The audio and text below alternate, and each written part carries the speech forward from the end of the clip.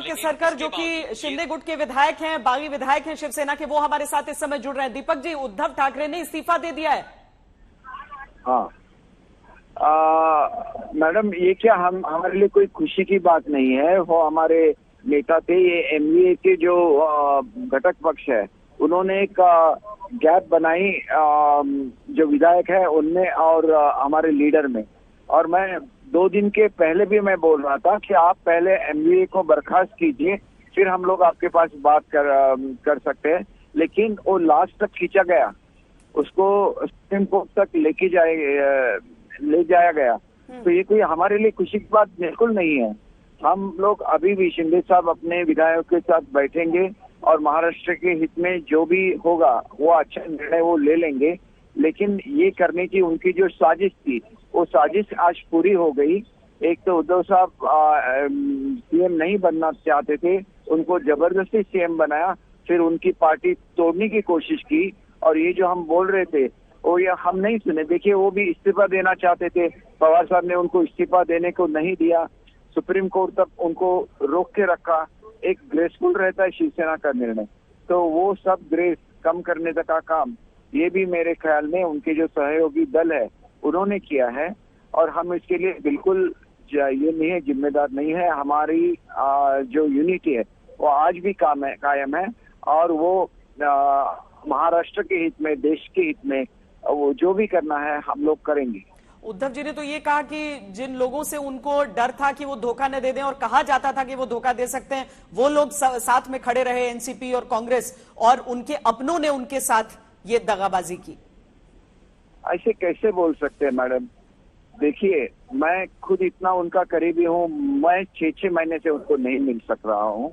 ये तो उनको या तो उनके जो सहयोगी साथी है उन्होंने एंगेज कर दिया, और उनका जो ऑफिस था वो ऑफिस बिल्कुल एमएलएस को एंटरटेन नहीं कर रहा था, इसलिए दूरियां बढ़ी। ये बिल्कुल नहीं कि उनके लिए हमारे पास कोई रिस्पेक्ट नहीं है। मैं 2 दिन पहले मैंने अपील किया था कि एमवीए आप बर्खास्त कीजिए, हम लोग मुंबई आ जाते हैं। लेकिन अब उन्होंने कहा किया, वो तो सुप्रीम कोर्ट में गए, उन्होंने इस्तीफा नहीं दिया एमवीए का और वो सुप्रीम कोर्ट में गए। तो कल सुबह ही मैंने अनाउंस किया था कि अब हम हमारे सब दरवाजे बंद हो गए, अब तो फ्लोर टेस्ट ही होगा। ये मैं अपने तरफ से नहीं बोल रहा हूँ, हमारे जो गठ नेता है और हमारे 50 एमएलए है उनकी तरफ से मैं बोल रहा हूँ, और मैं सचमुच हृदय से बोल रहा हूँ। ऐसे बिल्कुल नहीं है। और ये सब हमारे खिलाफ भड़काने की कोशिश हुई, फिर हमारे खिलाफ जो गंदे शब्द निकाले गए, तो उनको रोकना चाहिए था साहब ने, लेकिन वो हुआ नहीं। मुझे मालूम नहीं क्यों नहीं हुआ, लेकिन ये सच्चाई सब लोगों ने देखी है, पूरे इंडिया के लोगों ने देखी है। तो मैं ऐसे नहीं समझता कि इसके लिए हम जिम्मेदार हैं। ये जो दूरी बनाई गई, ये दूरी इसके लिए जिम्मेदार है। तो आप कहेंगे कि उद्धव ठाकरे आज भी आपके नेता हैं, भले ही वो इस्तीफा दे चुके हैं विधान परिषद से भी, और मुख्यमंत्री he continues to be our guiding force, but which government is going to come in Maharashtra, that will depend on mister Shinde now. Because कल के बाद हमने बोला था कि इसके बाद हम लोग अभी ये नहीं करेंगे, बात नहीं करेंगे, सीधा फ्लोर टेस्ट ही लेंगे। तो ये निर्णय होने के बाद वो दरवाजे अपने आप बंद हो जाते हैं सत्ता स्थापना के लिए, डिस्कशन करने की। लेकिन सत्ता स्थापन कर रहे हैं वो पक्का है, वो हमारे नेता है, ये भी सच है, और हमारी जो निष्ठा उनके तरफ है वो भी सच है। तो अब तो फ्लोर टेस्ट है नहीं, यानी कि नई सरकार का गठन है, तो हम समझें कि भारतीय जनता पार्टी को पूरा समर्थन के साथ आप लोग वहां सरकार बनवाएंगे? देखिए, ये निर्णय तो शिंदे साहब को लेना है। तो उन्होंने कल हमारे पार्टी के जो सपोर्टिंग पक्ष है और अपक्ष है और हमारे पार्टी के जो सदस्य है उनकी मीटिंग बुलाई है। इस मीटिंग में फैसला होगा और उसके बाद सरकार बनेगी। और शिवसेना का क्या? अब जो वो लड़ाई आप लोगों के बीच एक छिड़ गई थी कि असली शिवसेना कौन, अब क्या रास्ते खुले रह गए आप लोगों के पास? क्या उद्धव जी से भी अभी बात करेंगे आप लोग? देखिए, ऐसा है कि हम कल तक तो मैंने खुला बोल दिया था कि this is the last day, इसके बाद कोई बात नहीं होगी। और वो तय हुआ था हमारे मीटिंग में, क्योंकि वो लोग मुझे बोल रहे थे कि आप कितने दिन ऐसे बोलेंगे कि उनके साथ बात करें, उनके साथ बात करें, वो तो अपना फैसला बदलने के लिए तैयार नहीं है, फिर आप ऐसा क्यों कर रहे हैं? ये सब मतलब मैं तो वो एमएलए की तरफ से बोलता हूँ, शिंदे साहब की तरफ से बोलता हूँ, तो कहीं ना कहीं इसको रोकना पड़ता है ना। और इसको खींचने का काम भी पवार साहब ने ही किया, नहीं तो उसी वक्त अगर ये महाविकास आघाड़ी बर्खास्त हो जाती तो बोलने के द्वार खुले हो। दीपक जी, आप लोग गोवा पहुंच गए हैं ना? हम लोग गोवा अभी पहुंचे हैं मैडम। और अब आप लोग मुंबई कब जाएंगे ये तय किया है?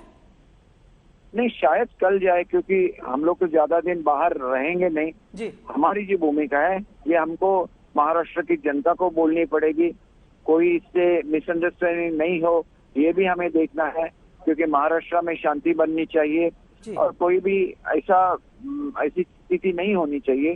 सुप्रीम कोर्ट का ऑर्डर तो है, हमारे लिए पूरा प्रोटेक्शन है, लेकिन महाराष्ट्र भी सुरक्षित रहना चाहिए और वो प्रगति की दिशा में जाना चाहिए।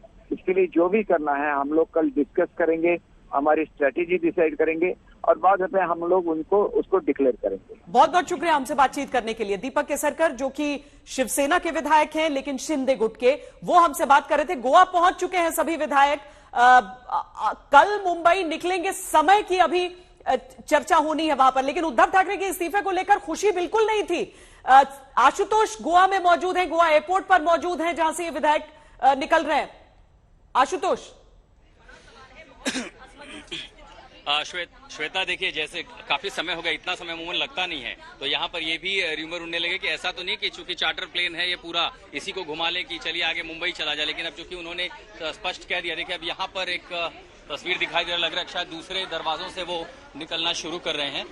अब ये यहाँ पर होता है, दरअसल 3 अलग अलग दरवाजे हैं और किसी को जानकारी सीआईएसएफ ने दी नहीं है कि तमाम जो माननीय आ रहे हैं शिवसेना के, ये किस रास्ते से निकलेंगे। और ये देखिए, ये जो भागदड़ की तस्वीरें हैं, इसे से आप अंदाजा लगा सकती हैं कि कितनी बेसब्री से इंतजार था। लेकिन आशुतोष, इनमें से कोई ऐसा ना हो जो अपने दफ्तर में झूठ बोलकर गोवा छुट्टी पर पहुंचा हो।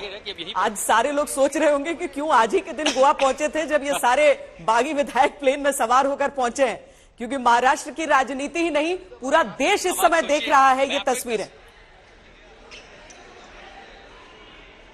बिल्कुल, ये देखिए ना, बाहर अगर आपको तस्वीर देखिए, हम अभी बाहर जाएंगे तो अंदर आना मुश्किल होगा, लेकिन वो आएंगे उसी दरवाजे से। ये देखिए, ये जो बाहर आप पुलिस की तस्वीरें देख पा रहे हैं, कितने पुलिस वाले, ये जो 2 बसें हैं, यही 2 बसें हैं जिनमें से तमाम माननीयों को यहाँ से जो है ताज होटल ले जाया जाएगा। और बाहर भी मीडिया के कैमरे काफी बेसब्री से इंतजार कर रहे हैं। पूरा एक पेरीमीटर सुरक्षा का घेरा गोवा पुलिस ने बना रखा है। यहां से इनको लेकर के आगे पुलिस का एस्कॉर्ट व्हीकल होगा और उसके बाद इन सबको ले जाया जाएगा। लेकिन इसके पहले फिर अंदर भगदड़ मचा, आपको फिर से पीछे उन रास्तों की ओर लिए चलते हैं जहां से माननीयों को निकलना है, क्योंकि दरवाजा है, उनको बाहर जो निकलना है वो एक ही गेट है।